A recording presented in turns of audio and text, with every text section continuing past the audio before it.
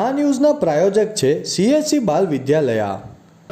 લાહોરી ઝીરા, હર કોઈ પીરા લાહોરી ઝીરા.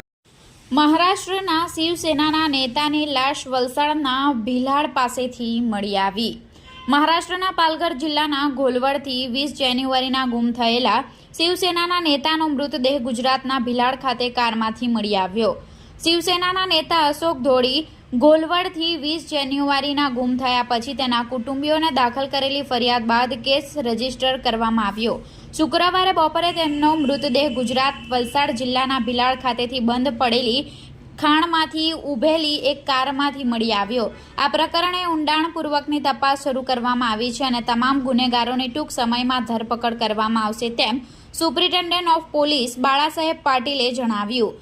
મૃતકના પુત્ર આકાશ ધોળીએ પિતાના હત્યારાઓને ફાંસીની સજા આપવાની અને પોતાની ફરજ નિભાવવામાં બેદરકારી દાખવનાર પોલીસો વિરુદ્ધ કાર્યવાહી કરવાની સરકાર સમક્ષ માંગણી કરી છે.